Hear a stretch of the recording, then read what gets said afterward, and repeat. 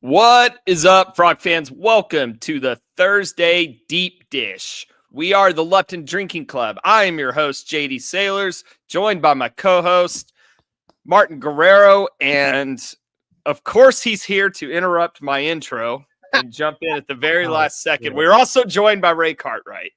Hey, Ray, you missed the pre-show meeting, so I don't know if you can contribute to this pod tonight. We actually had one. Cold music. Huh?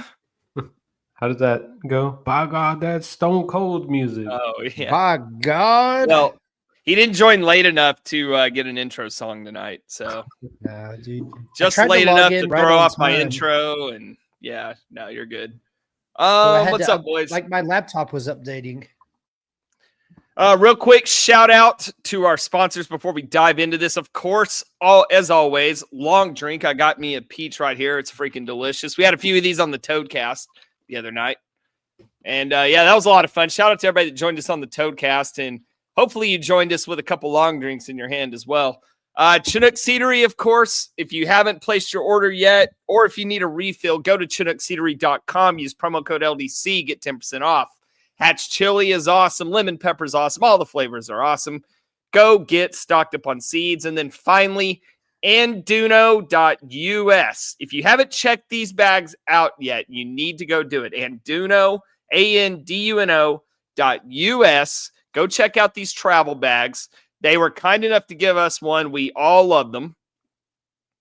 100.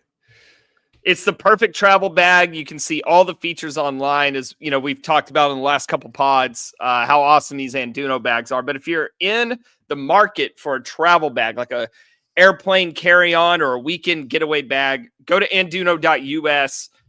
The price is unbeatable for a bag of this quality in the market they're in. Not only is the price great, you're going to get 10% off using promo code LDC 2025. Yes, we will get a cut, but a cut will also go to charity. That charity is a charity of our choosing, actually, and we haven't decided which one yet. So, but it's going to go to a good cause. So go check them out. Anduno.us. Thank you to all of our sponsors. Boys, let's talk ball. Let's go. Let's go. All right, Martin, I'm going to throw it over to you. And you steer the ship. All right. Let's talk about Texas State real quick. Midweek first win in San Marcos since when, Jacob? 2010. See, and they extend one of the nation's longest road winning streaks. That's right. What are we at? 8 or 7? 7? A whole 8 games. 8 games. Yeah, going back to last year, right? We've won 8 in a row. Doesn't sound like a lot, but how many teams in college baseball haul off 8 wins in a row on the road? Very few. How many teams just win 8 in a row? That's a good point. I mean, very few. At this point in the season, a few, but on the road, no. Yeah, and like we talked about on the Toadcast, a lot of these teams don't really schedule on the road to start the year. So, yeah, and that's a lot harder to do to win 8 road games in conference play. That's probably, I don't know, sounds impossible to me. Seem impossible. Yeah, so we talked about this, I think it was last week, of, TCU starting in the top 25. How many teams in the current top 25 have now played 5 road games? I would venture to guess 0. Oh, my goodness. Yeah, I bet 0 too. And 3, and not only that, but we had 3 neutral site games.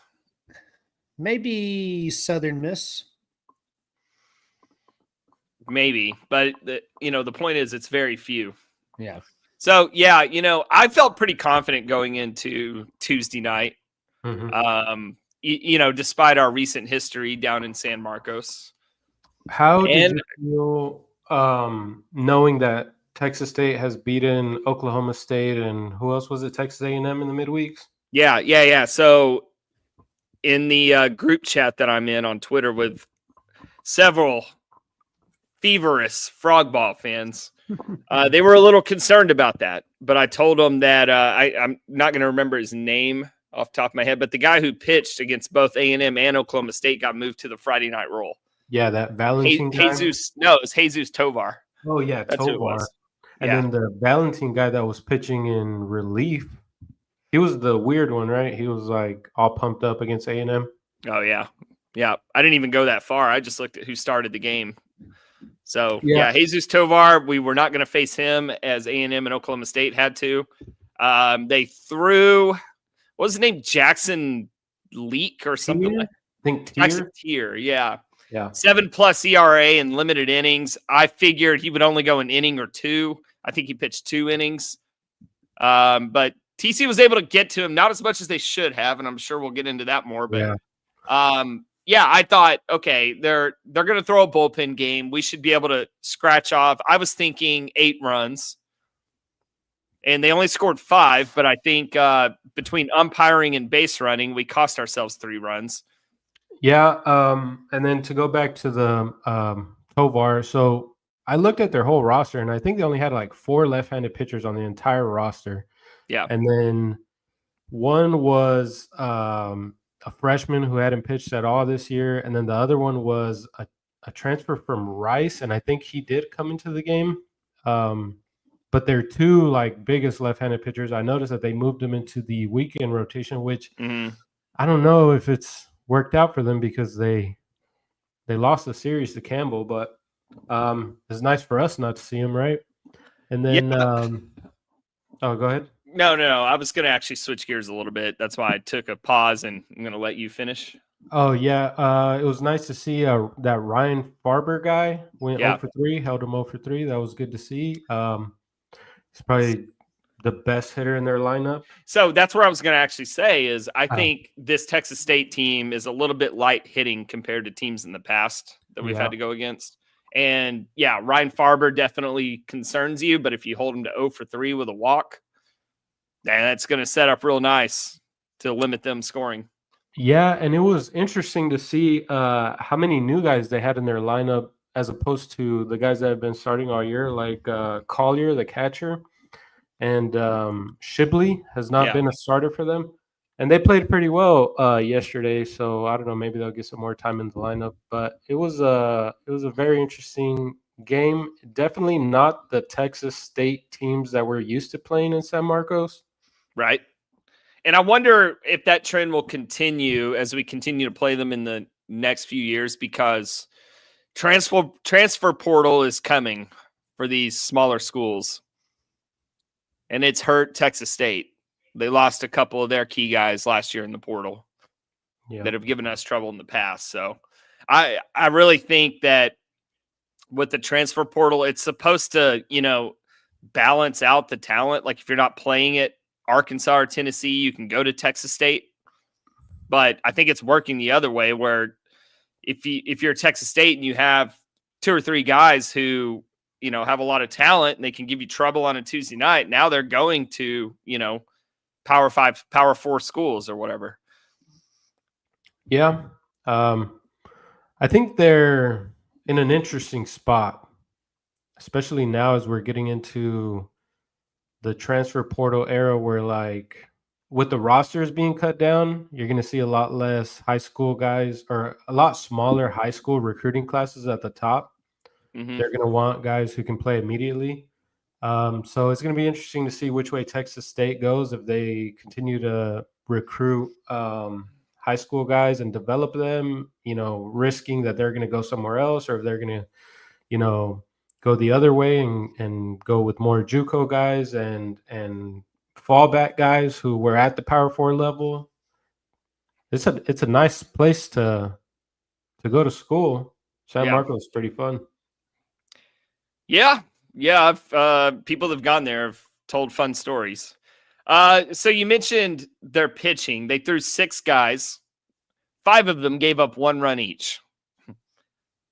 4 of them earned. So it's not like we tore up one guy and then they brought in another guy that shut us down. It was, kind of a crock potting. Yeah, it was pretty consistent. And especially the first 2/3 of the game, it felt very back and forth between both teams. Obviously, TCU came out ahead, but there in that later third of the game, I feel TCU really slammed the door. That's why they call it Slam Marcos, because they got the door slammed on them. They did get the door slammed on them. Martin, to your point there, I didn't really feel like it was back and forth because every time Texas State, would tie the game, immediately the very next half inning, TCU was taking the lead right back. Right, but it was 4-3 after the 6th inning. Didn't feel like it was. Yeah, if you look at the win probability chart, there were blips here and there where Texas State controlled the game, but it was very short-lived, like Ray said. Yeah, it was pretty much just a slow burn, it felt like an inevitable TCU win. I think they can't match up to our pitching. Our pitching was extremely good, even though the win probability is not going to really reflect that. I think, when you're throwing Nate Stern, who's getting his feet under him, he goes for 2 innings. Cole Klecker's coming back from injury. Caden Smith, Zach James, these guys, they're not established college pitchers, aside from Cole Klecker, who's coming back from injury. Noah Franco, freshman, amazing. Cohen Fieser, first year back from injury. He was great. So it was a good chance for us to throw guys that typically won't throw a lot of innings on the weekend, and they still performed. Isn't that what you love to see out of every Tuesday game? It's a mark of a good team. If you're confident in your Tuesday pitching, that's a good team. Yeah, but to your point, it definitely felt like CCU should have won by more. Yeah. The Noah Franco home run was disappointing, but we also gave away 9.76% of win probability on the bases. We started off hot with a Colton Griffin single. Immediately, he's leaning to second to steal, gets picked off, boom. Could have killed the inning. We rebounded, scratched out a run. Should have had more runs that inning. Later on in the game, it's Colton Griffin again, and I'm not trying to criticize Colton Griffin. I am criticizing coaching decisions. He, again, leads off the inning, gets on, nobody out. We throw him out on the bases. For what? Guys, I'm going to keep harping on this all year as long as it keeps killing us. As a matter of fact, for everybody watching with us on either Twitter or YouTube, check out this ugly chart. We shared it last week. I'm sharing it again. Ray, the road to 30 red bars is underway. Is that a recipe for success? No. It's basically, look at it this way. Let's just look at Texas State. Negative 9.76% win probability, right? Let's look at it this way. Let's say TCU had a 55% chance to start the game to win, right? Like you're favored by 5%. Okay. Now let's just bake the negative 10% in. Now you're underdogs. Now you're starting the game at 45% win probability. That's not an every game thing. It's 1, 2, 3, 4, 5, 6. It's 8 games. It's an every other game thing. But looking at these, they're not all 10%. I see some. Okay, what's the acceptable level? What's the acceptable level? Let's say it's a 50-50 game. And now against Michigan, I'm giving them 6%. Now you're underdogs. But you may take 10% in aggressive base running. Okay. I mean, if you want to continue this path, and I don't know why you're defending it. I really don't. Like, this should be a unanimous. We should be. I'm not defending. We should be. It's TCU baseball.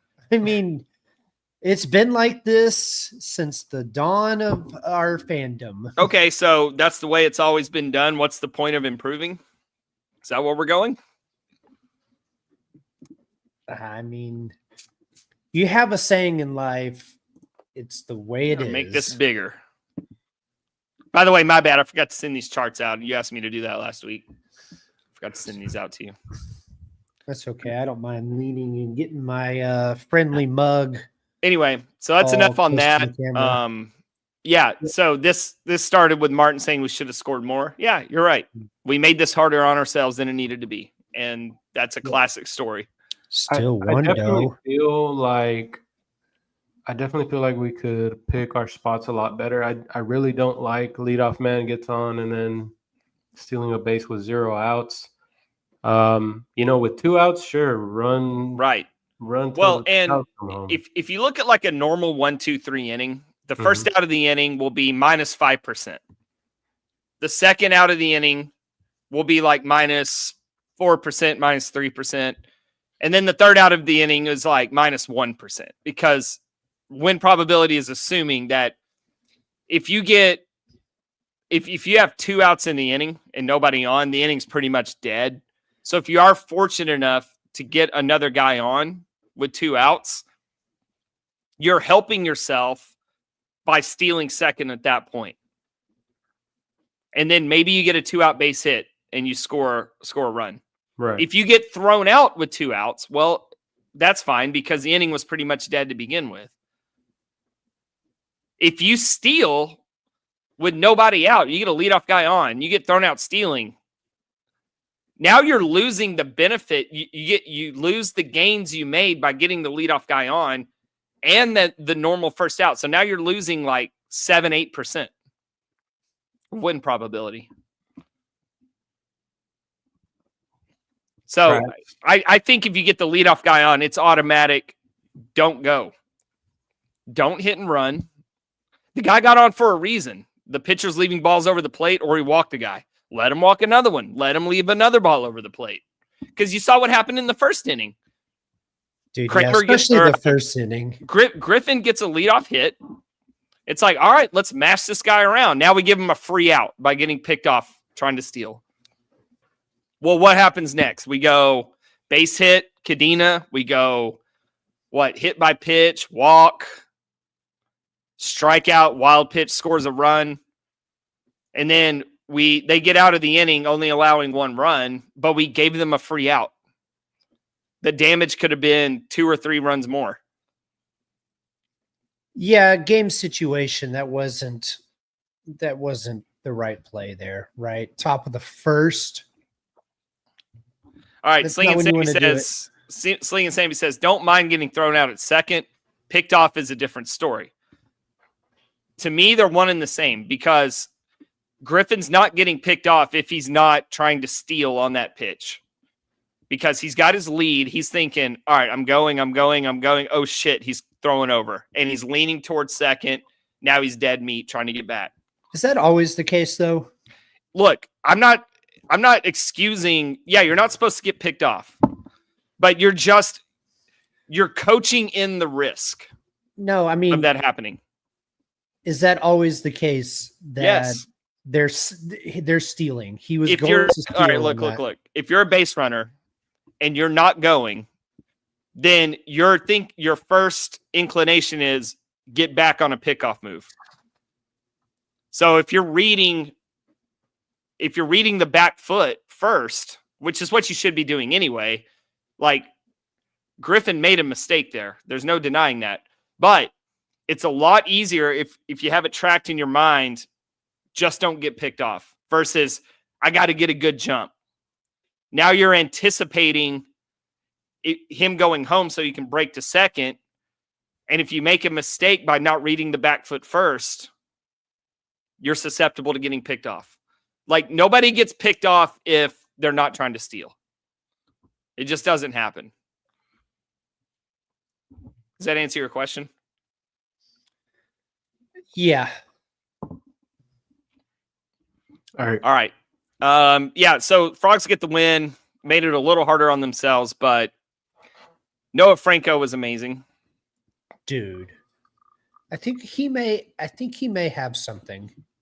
I think he's got a lot. Mm-hmm. Especially against lefties. I mean, it's over. Dude, yeah. That slider is wicked. Wicked. He's got a couple of weapons. So Noah Franco in this game averaged 2.6% win probability added per hitter. Would it surprise you to know he was third on the team? As a hitter? No, as a pitcher. As a pitcher. Yes, that would surprise me. Yeah, it surprises me too, because I haven't filtered this just by Texas State until right now. Excuse me. But Cohen Feaser finished off the ninth. He added 4.15% per hitter. So like 13% overall for the 3 hitters he faced. Caden Smith came in for Zach James. Is that correct? Yes. And he only pitched Sounds pitched one hitter, right? Do I have that right? Yeah. I don't remember. Yeah, he just threw one hitter, but there was a guy in scoring position. He got the third out of the inning. So his one hitter was 4.44% win probability added. But Franco, he pitched 2 innings. So his total win probability added was higher than the other guys. He was hurt a little bit by the leadoff double and a walk or 2. I don't really remember. But, I think, how many did he strike out? 4? Yes, 4. Yeah. So he makes up for that. All in all, adds about 13 to 15% overall pitching win probability added. Should have added more on offense, but we got a home run taken away from us. Dude, that's bad. Has the Sun Belt come out and officially apologized to Noah Franco and TCU baseball yet? No. Did they release a statement after? No, because we blatant won. Fix was trying to be in. It's kind of like last night in our soccer match. We were playing a goalie who likes to come out of his net and play the ball.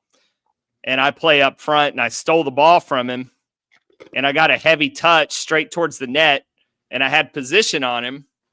And I'm just kind of boxing him out, letting the ball roll into the net. He grabs me by the waist and slings me down. I get up at the ref. I'm like, this motherfucker just slung me down. Are you going to card him or what? And he's like, bro, you scored. Don't worry about it.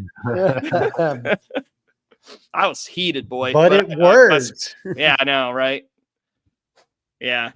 Anyway, talking about offense, I'm gonna mix in Fresno and Texas State. Just highlight a few guys. Colton Griffin, 2.58 win probability added per at bat. Isaac Cadena, 2.36. Jack Bell, Anthony Silva, Sawyer Stronsider stays hot. Chase Brunson productive. Noah Franco productive. Those guys had monster 4 games. Dude, yeah, I think I saw TCU baseball just tweeted out maybe an hour ago. Strasnider highlight. Yeah, he's hitting like 618. Yeah, let's talk about Strasnider.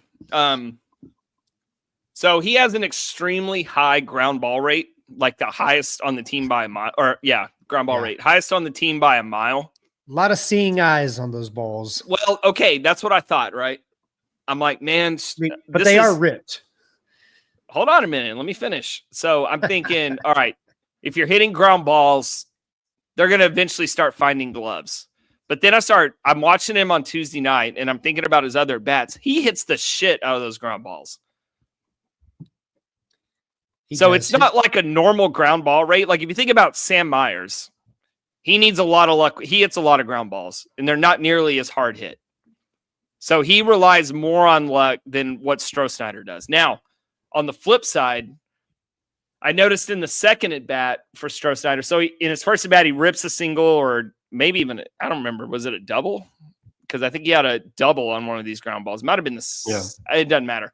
So he rips one. Then in a second at bat, he rips another one through the right side. But this time, Texas State has 3 defenders over there. They shifted him. Mm-hmm. And I think you're going to start seeing that a lot more, and that concerns me a little bit. Yeah, I mean, he'll have to adjust to that. Maybe start going the other way. Maybe start getting him out of the park. But it's good to see, after that slow start for him to get hot, and he's hitting the ball well. Yeah. Yeah, he's definitely. after Go his ahead. slow start, you just like to see him have success. Now he's got the taste of success that, okay, yeah, I can do this. I am a D1 athlete. Let's fucking go. Yeah. On the negative side, Cole Kramer's really cooled off since San Diego. And I know everybody was kind of cool against Arkansas, Kansas State, Tarleton, and Southern Miss. But then everybody else has kind of heated up a little bit, and Cole Kramer's still struggling. Any thoughts on Cole Kramer?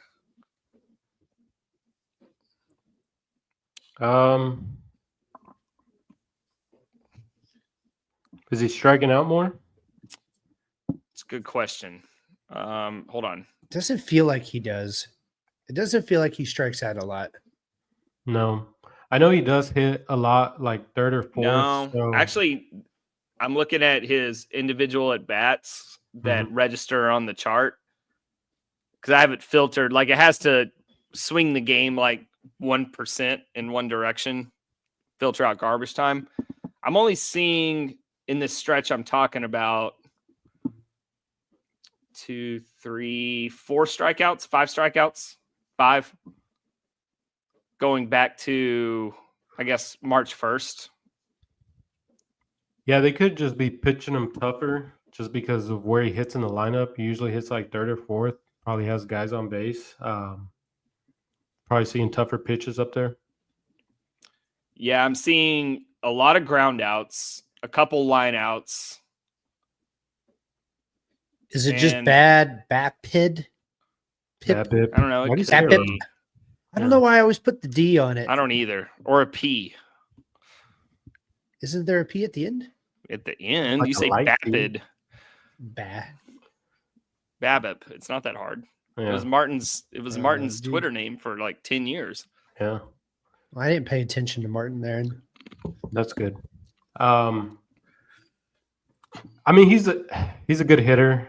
He was a good hitter at Washington State last year, playing against Pac-12 teams. I don't think we need to be worried about Cole Kramer. I think he'll come around.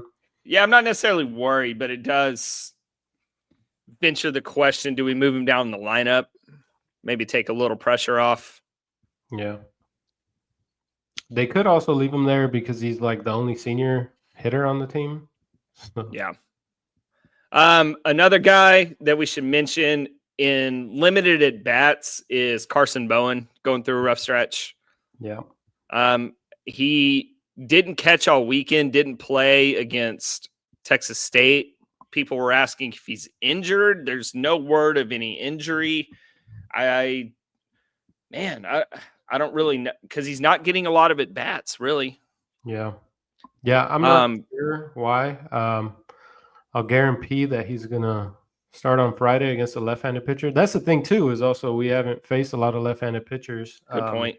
Texas State doesn't really have any. I don't think Fresno State really had any. It's a tougher matchup. He pretty much just faced all right-handed pitchers on during the Fresno State series. And he got hosed really bad that last game. When he had 3 strikeouts, I know he had at least one fewer strikeout and one more walk. Yeah, it looked like, we talked about that pitcher for Fresno had really good stuff down in the zone, and it looked like Carson especially was susceptible to it. Mm-hmm. He's a good hitter. We know that. It's a weird stretch that he's on. It's a lot of flyouts and strikeouts. Yeah. He still hits the ball well. He has great at bats. The defense, his catching is very good. His arm is getting better. He was having some issues with throwing down to second on the stolen bases. So he's working back from that. They're going to need him behind the plate in conference play, though. Yeah. What do you think about Cadena behind the plate?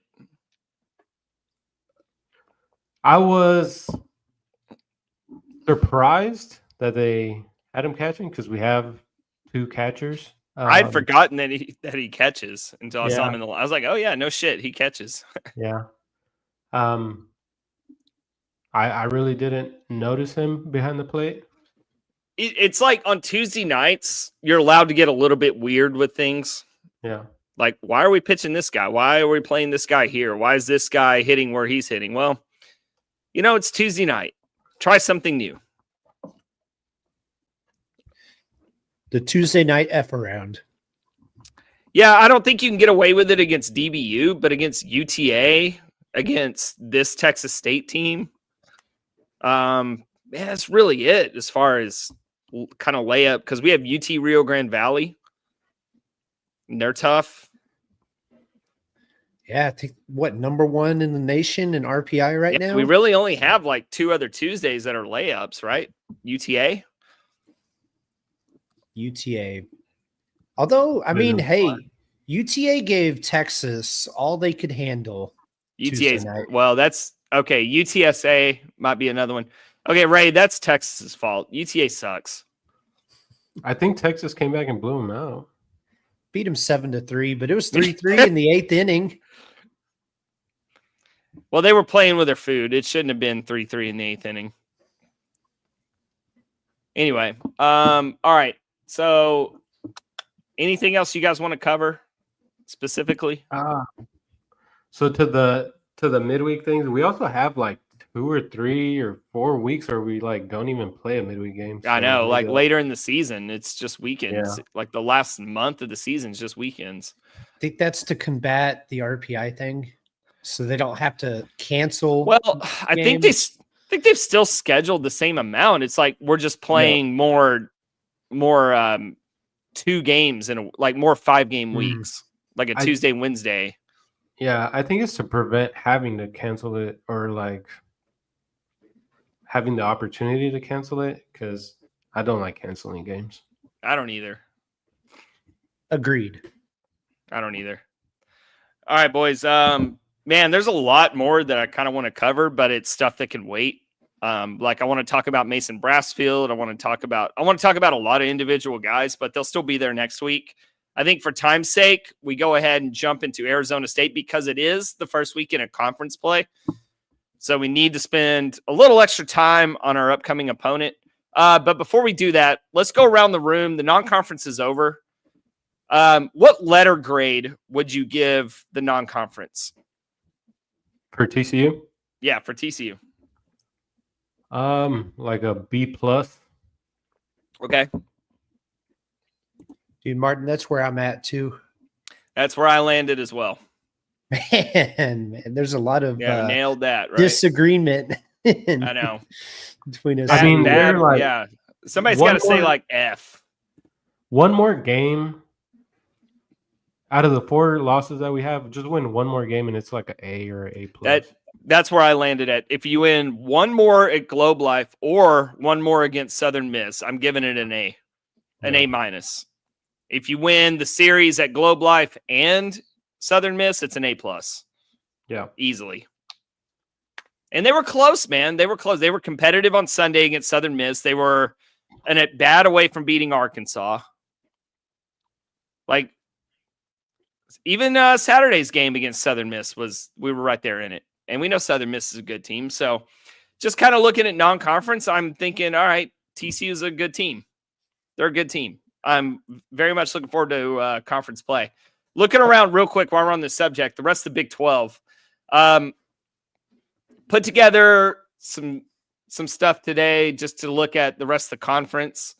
I think UCF probably had the best non-conference out of the Big 12. Definitely Tuesday nights. 13-3, and I charted the WAR on every individual player in the Big 12, and I'm not even going to show this graph because it's way too much to digest. But UCF, man, they got some guys performing, like a good number of guys. Kansas also had a really nice non-conference. Cincinnati, I think, did better than expected. I think TCU is right where they should be. Texas Tech, abysmal. Mm-hmm. Utah, not good. Houston, not good. And this is like separate of records because this is just individual player performance charted against one team to another. So I don't even know what Houston's record is, but I know that if they have a lot of wins, it's because of opponents and not because of individual performance. BYU, not good. Surprisingly, Arizona had a really bad non-conference. I know they've rebounded after that first weekend where they got swept in Globe Life, but still they got some issues in Arizona. Kansas has the best individual player right now, Brady Ballinger, the first baseman. He's got a 1.93 WAR, which just kind of dwarfs everybody else in the Big 12 right now. What do we got here? Who put that comment up? I did. Okay. You're talking about Kansas. All right, read it. Looking ahead, Kansas has to be using juiced bats, right? 2 games over 21 runs in the last 5 games. 12 of 17 exceeding 8+. Juiced bats or juiced schedule. I think their strength of schedule is like in the 250s. Yeah, Kansas. Go ahead. So the toughest team as far as like RPI right now, I think, was they had 2 games against Minnesota in the midweek, and they lost the first one, and then they blew out Minnesota in the second one. Minnesota's a team that they have some nice wins, but I think they're like 500. So I think they're more like a team who can kind of beat anybody one game, and then they'll probably just tap out. And I feel like that's what happened against. I don't feel like Minnesota's the type of team that can play two midweek games and have enough pitching to cover it. Right. So I feel like that's what happened. That's why they blew them out 21-1. I don't remember what the score was. 29-1. Yeah, and then the rest of the Kansas schedule, I mean, it was really good that they didn't lose to anybody. I think they lost to like Milwaukee or something. Yeah, they had a couple stinkers on their schedule. Yeah, they lost to Omaha the day after they cranked the hog. They had all the students on the field. Yeah. I think they lost that very next game. Well, they're 15-2 in so far this year. So Minnesota was 1, and then one of the Omaha. So that was a 4-game series, and then Omaha is not a bad RPI right now, 72. So they swept Milwaukee. Milwaukee is a team that they blew out 21-3. How's everyone's week 1 darling Cincinnati doing? Yeah, Have not fallen off the table. I think when we talked about Cincinnati in the preseason, I think they've kind of met expectations to where we thought they were. Their stock was severely inflated by winning 2 out of 3 against a bad Duke team, but Duke was like number 11 at the time. I mean, that was a good series win, regardless of if Duke was number 11 or not. You know, if you go on the road opening weekend to Durham and you win 2 out of 3, that's good. It's not you beat the number 11 team in the country good like we thought it was at the time. But I think they're right on track where we thought they would be. They're going to be competitive, but I don't think they'll threaten for the conference title or anything like that. And during that tough stretch, so they split a 4-game series with UNLV, and then they lost 3 out of 4 at San Diego. So that's like 4 games on the. I think they started. So they only had 1 home game in their first 11 games. So they were away from home for a long time, and then they also during that tough stretch, I think their best player got injured. So just like for 5 seconds, I'm going to show you guys this chart that I'm referencing, and I'm going to show you why I didn't bring it up. It's just way too much to digest here. So, but just real quick, I'll just point out this up here. This is Brady Ballinger, the guy I referenced. That's his WAR. So each dot represents a player's WAR, and it kind of gives you the median, the upper end, the lower end, that kind of deal. So definitely not worth going into, but just wanted to show you guys why I didn't bring it up. All right, let's talk about Arizona State. Cool. So they come to Lupton starting tomorrow. Should be a fun series. Martin, they have some dudes. Where do you want to start with Arizona State? Yeah, so I went back and I looked at my preview because I had Arizona State, and Okay. they're pretty spot on with that preview. Ben Jacobs, he's their Friday night starter. He started the season, his first 3 games, he had a 6.60 ERA, and he had given up 5 home runs in those starts. He had a get right game against Gonzaga. He went 6 innings. I think the only runner that reached was a single or something.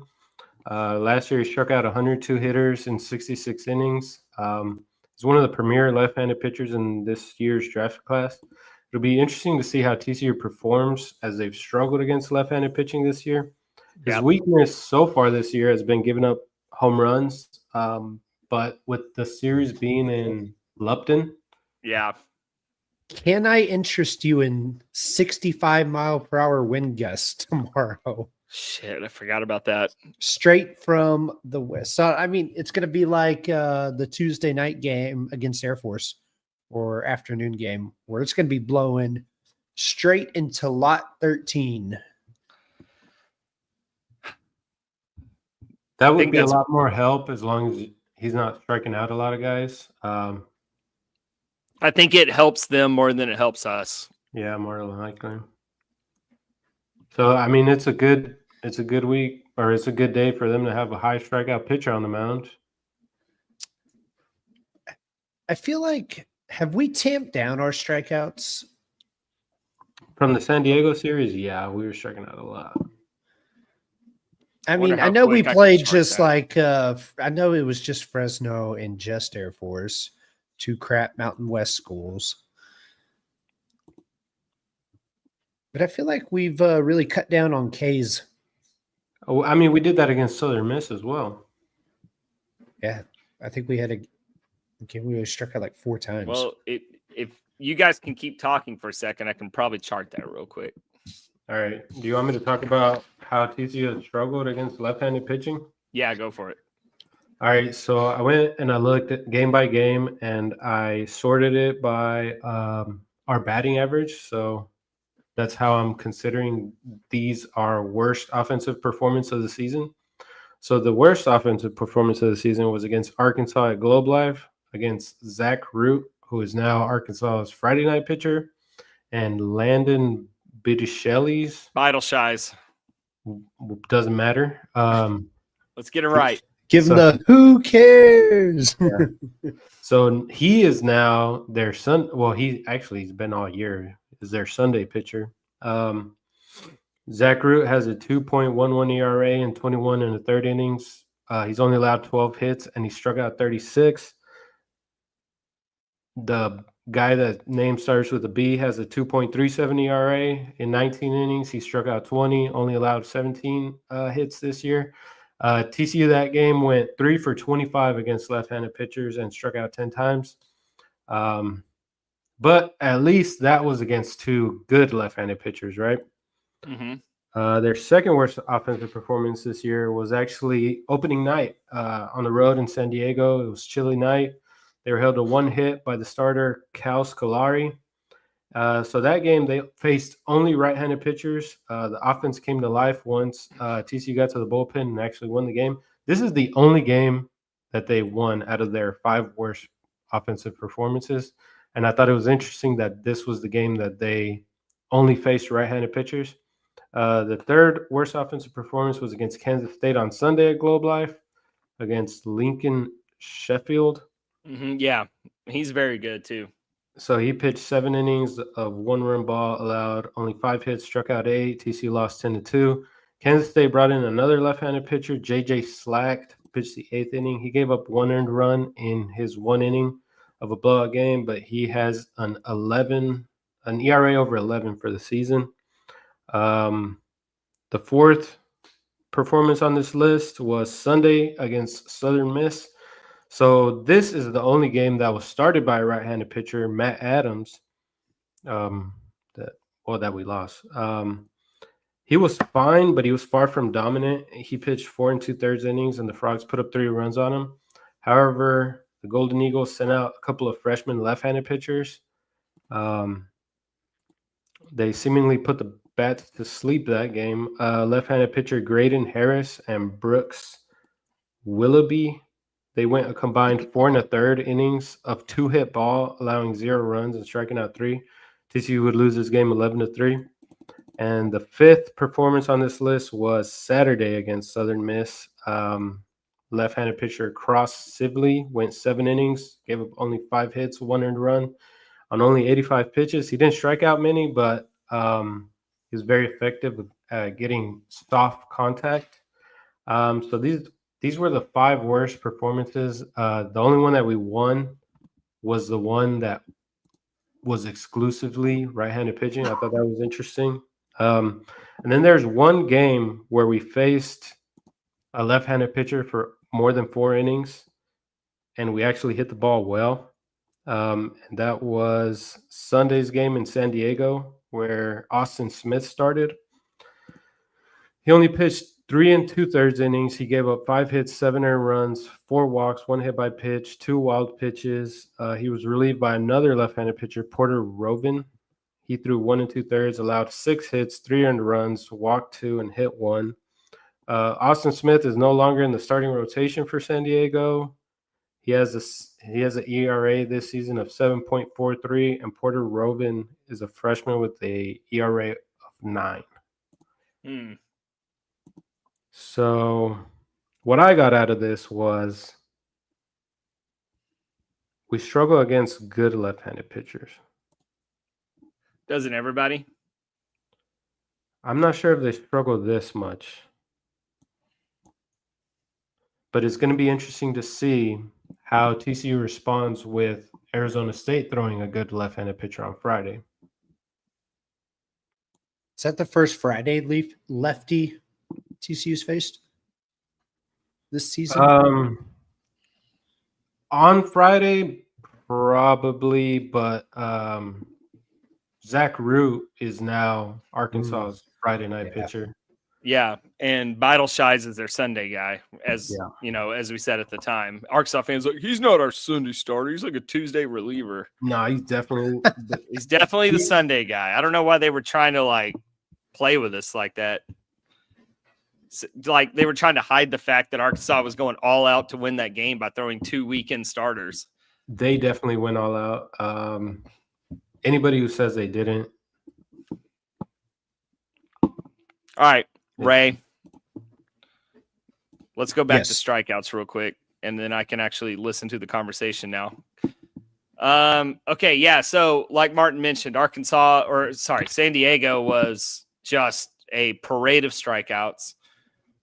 It definitely trended down. Obviously, Arkansas, it's going to jump back up, but it trended down to a nice number around the Southern Miss and Air Force game. Whereas, we peaked 7 strikeouts in the first game against Air Force.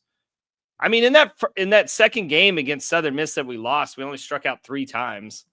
It's creeped back up again the last few games, but it's still at a pretty acceptable number, around 7.5, 8 per game.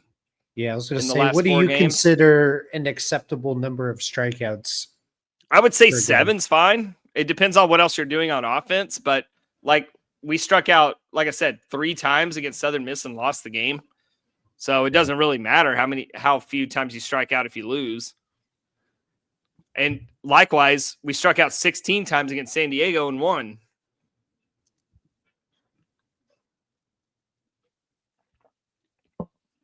But I think once you reach double digits, that's kind of what are the games we've lost on here? So we lost to Arkansas. We struck out 11. K-State, we struck out 10. Southern Miss, 3. Southern Miss, 4. So there's not really a correlation between winning and losing when it comes to strikeout numbers. Yeah. Especially when you strike out 16 times and win. So is this strikeouts per game? Yeah. I wonder how different it would look if it was strikeouts per 9 per at bat that we have, because the Air Force and Fresno State games we had more at bats, so good point. More opportunity to have more strikeouts. Yeah, well, what about Saturday at Southern Miss, where we didn't really light it up on offense, only struck out 3 times? That was a weird game. That was a very weird game. Yeah. As was the San Diego game. Like when you strike out 16 times, and it's not like we put up 20 runs in that game. Yeah, it was opening night. Right, opening night on the road, and it was uncharacteristically cold for San Diego. Yeah, I wasn't saying WTF after striking out 16 times because we won the game. So, all right, we got to get into Florida or into Arizona State because we're running out of time. All right, so the guy we'll most likely see on Saturday, Jack Martinez. He's a right-handed pitcher transfer from Louisiana. The big question for him was how he would translate going from the bullpen to a starting role, and he has answered those questions in a big way so far this season. He has been their most productive starting pitcher this year. He has a 3.38 ERA. He's pitched 28 innings with 35 strikeouts, and he's got a WHIP under 1, which is usually pretty good. So does Ben Jacobs. They're both like right around the same. They don't allow a lot of hits. They don't walk a lot of guys. I think the big thing for both of them is they've probably given up a higher share of home runs. So the strikeout to walk ratio for both of these guys is 61-12. Pretty good. Especially TCU has feasted on guys when pitchers who have been prone to walk hitters. Arizona State's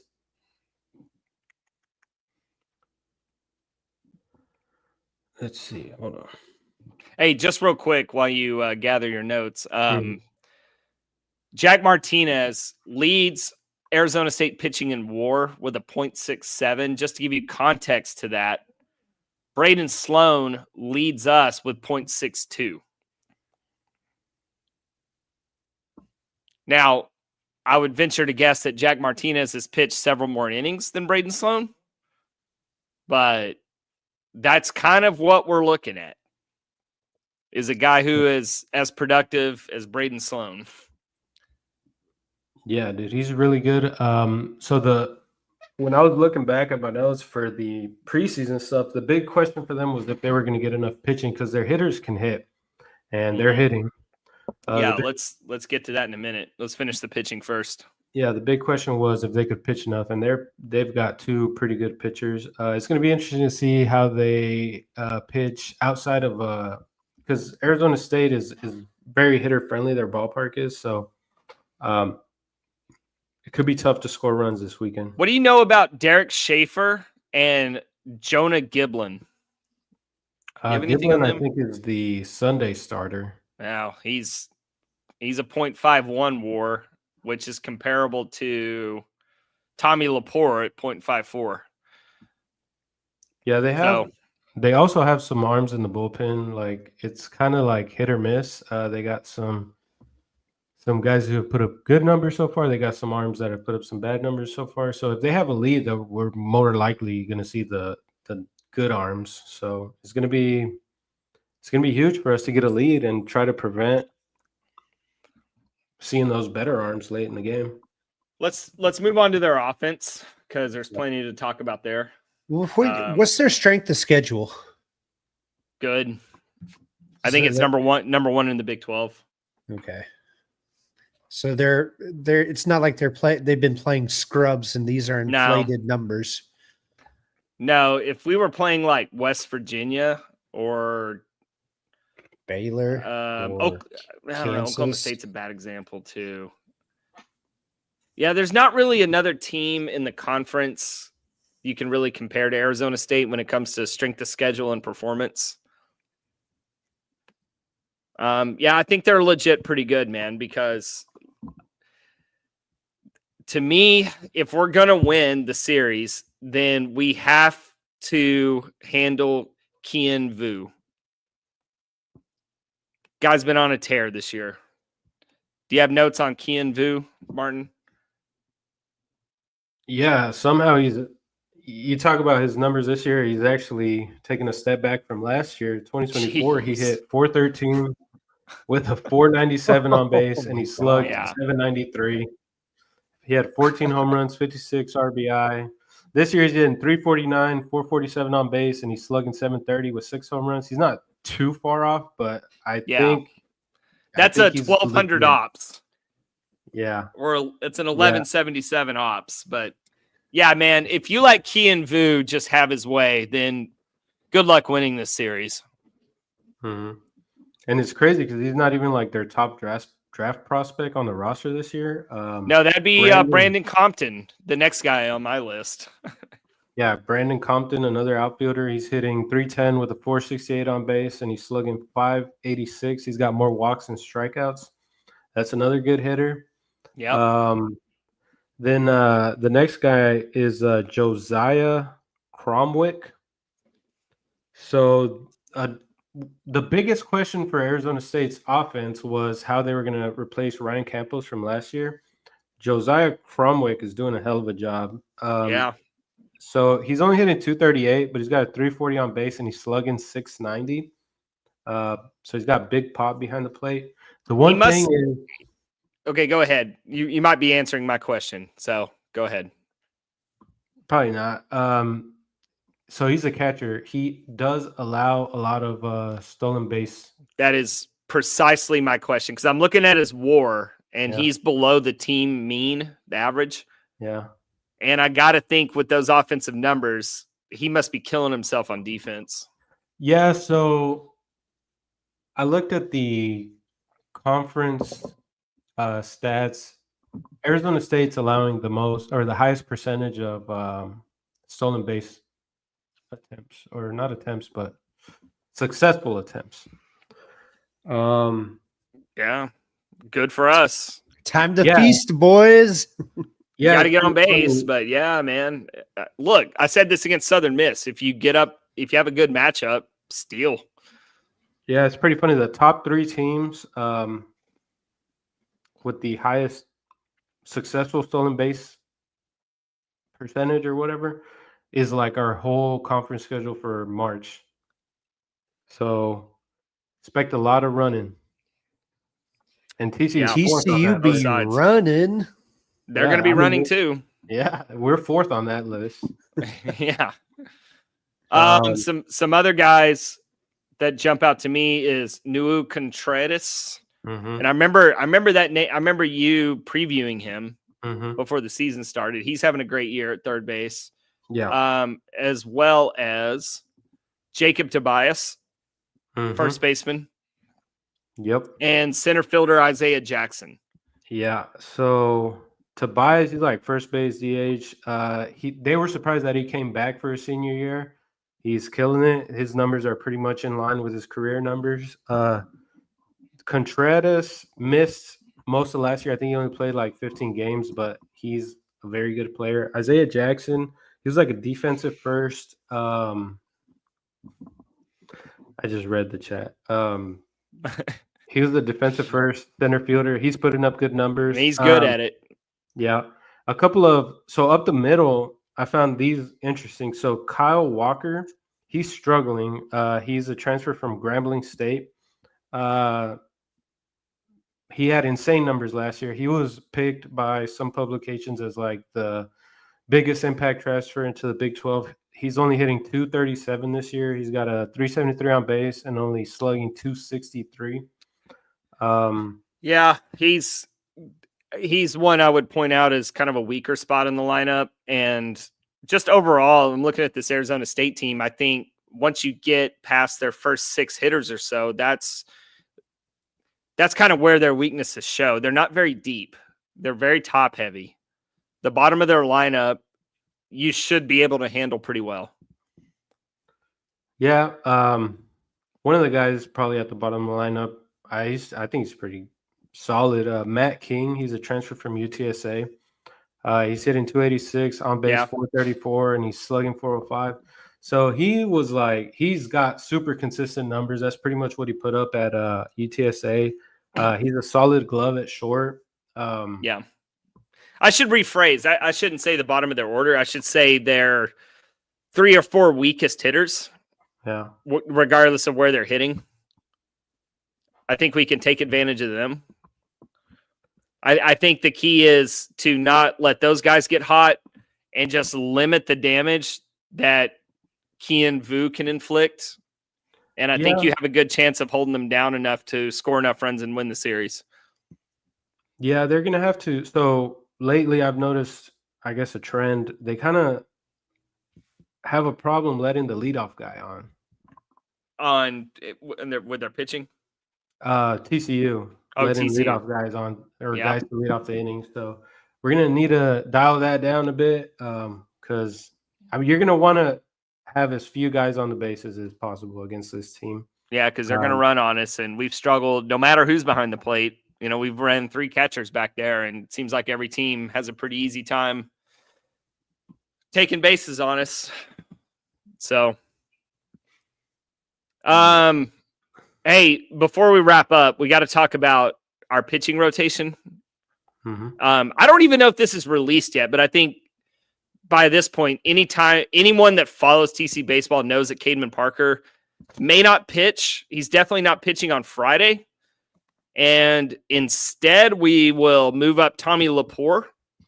Mason Brassfield will pitch on Saturday. And Sunday's TBD. I guess they're waiting to see how Cademan responds. I don't really know what's going on. He hasn't been ruled out for the whole weekend, but he's definitely ruled out for Friday. So what does that mean? Well, Braden Sloan remains in his role as relief pitcher 1. So we'll get the Lepore, Braden Sloan 1-2 combo instead of Cademan Sloan 1-2 combo. Or could start Sunday. Dude, Arizona State's good, man. There's no reason for us to come on here and say, well, let's just F up their 1 and 2 pitchers and save Sloan for Sunday. I mean, that's best case scenario.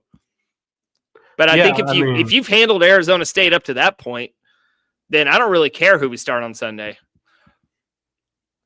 Yeah, I think the reason they did this instead of just saying that Sloan is going to start a game, I think they want to keep that intact as long as possible. If they need Sloan on Friday, they will pitch Sloan on Friday. If they need Sloan on Saturday, they'll pitch Sloan on Saturday. Yeah. Whatever gives us the best opportunity to win a game. Yeah. Those first 2 games, and then just see what happens on Sunday.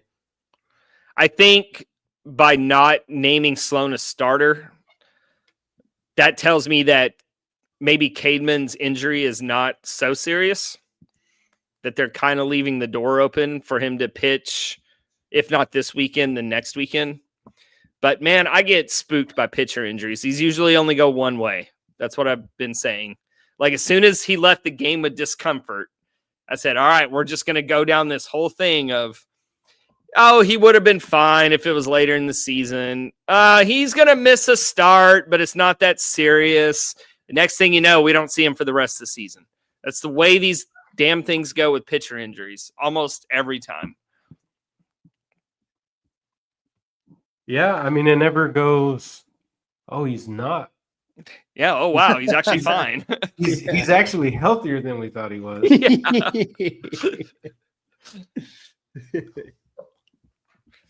So that's what TCU is going to roll out there. Cademan, I don't know what he averages per start, but it's around 4 or 5 innings.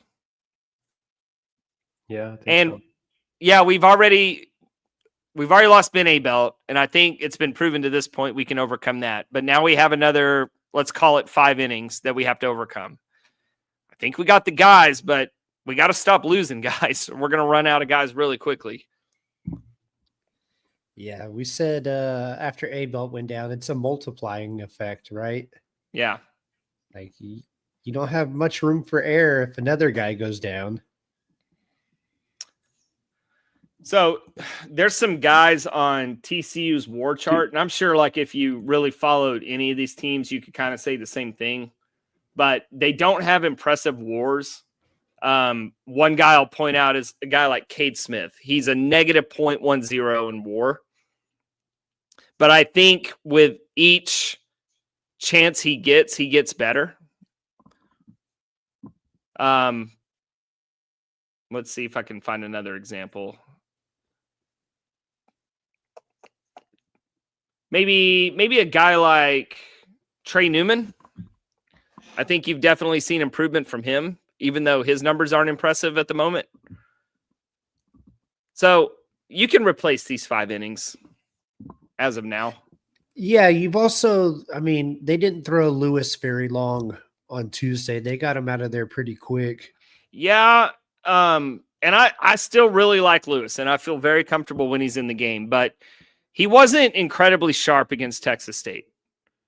And then you go back to Southern Miss. It was just 1 at bat, but he gave up a home run. He's been susceptible to the home run ball. Even some of his outs have been loud outs, line drives, hard hit balls. So it's not like Lewis is just automatic shutdown. And maybe that's why you haven't seen him in high leverage weekend spots. But we'll get a chance to see what Mason Brassfield can do in a starting role. Very excited about that. Yeah, for sure. I think you're going to start seeing more Cohen Feaser on the weekends. I think he's one candidate to replace those innings. And Cole Clicker. What we really need, guys, is Tommy Lepore to be Arkansas, San Diego Tommy Lepore. Because his last couple starts have been kind of shaky, and I don't want to see that to continue trendward downward. Yeah, some bad defense behind him. Yeah, no doubt. Like, we talked about that in depth, but I just want to see, regardless of circumstance, I want to see him go 7 innings, strike out 10, give up 2 or 3 runs. I just want to see 6, right? I want to see another game like he had against Arkansas. That's all I'm saying. I think 6 is a good It's number. not worth arguing 6 versus 7 innings. Oh, dude, 7, dude. That's Whatever. expecting way too much, dude. Okay. Any final thoughts, guys? those Let's wrap this up. We're at breaks. 1:07, so longer than I wanted to go. So, final thoughts. So to jump on that point about Tommy Lepore, I would like to see him miss more bats. Yes, because that eliminates the luck factor. Yeah, the defense has let him down a little bit, but you start striking out more guys, you take the defense out of the equation. Exactly. Yeah. Yeah, I mean, this is a tough team. This is probably the toughest 4-game stretch of the year. We got 3 against Arizona State, and then we got DBU midweek. Yeah. Good point. So, do you want to talk about DBU for 2 minutes? Sure. Yeah, they got bad. The guy who's going to start midweek, I think, is going to be Ryan Borberg. He's started their last 3 midweek games, and then he was the first guy out of the pen against UTRGV that first weekend that they lost. What was it, 15-5 in extras? Something like that. They got guys who can hit. Tom Poole, 1,200 OPS. Grant J, 1,400 OPS. It's the same DBU we see every year. Is Nate Humphreys still on that team?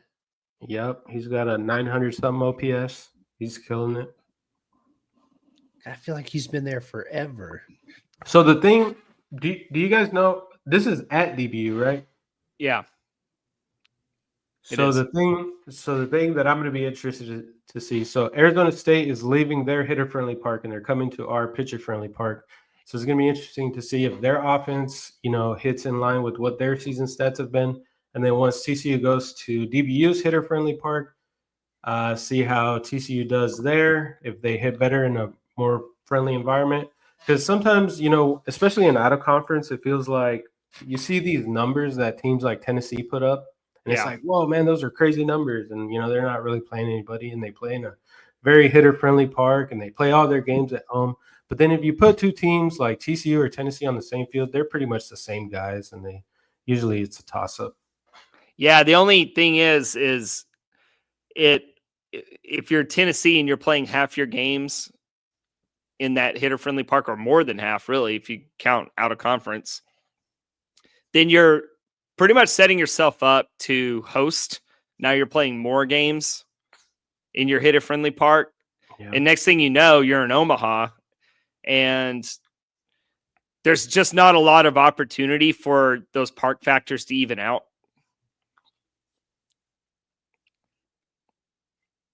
Yeah, I mean, it pretty much just game by game basis, right? Because Right. like At that Omaha is a point, very pitcher friendly park. I mean, it can be kind of a crapshoot in Omaha. We've seen teams who you thought would win it get eliminated early on. I don't know. It could relate back to what you were saying about taking teams out of their comfort zone and putting them in a neutral site and just saying, all right, who's really the better team? Mm-hmm. But I mean, you remember when we went to Omaha in 2023, we played that Florida team that everybody was saying was like, oh man, one of the greatest teams ever. And it was what, 4-3 game? yeah. And we had our chances to win. Yeah. But anyway, about DBU, I'll just repeat this. I covered this in the preseason preview about DBU.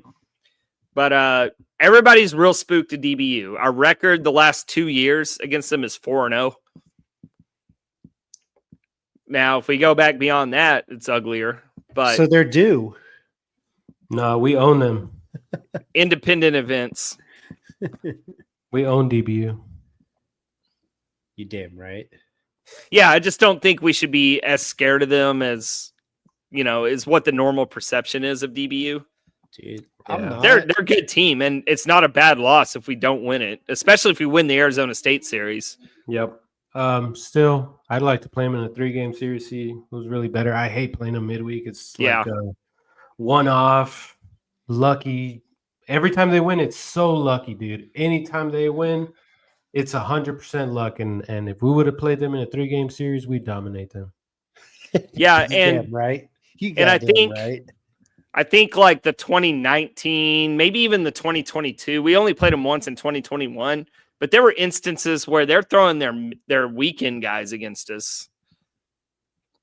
Yeah, I don't think they're doing that anymore. They don't do that anymore, and that might be why we're 4-0 the last 2 years. Yeah. They might need to get back to that. I don't know. Because weren't they doing that for RPI reasons? I think the reason they don't do it anymore is because they get a lot better arms now, right? So they have like a bunch of guys. Like the last time we played them, yeah, sure, it wasn't their Friday night guys or whatever, but it was still a bunch of guys who were throwing 96 or better. And they were also losing a lot of weekend games. Like there was that one year they didn't even win the Conference USA, and they were definitely by far the best team in the Conference USA. Was that last year or 2 years ago? Yeah. Well, in the last 4 games, we're averaging about 7 runs a game scored.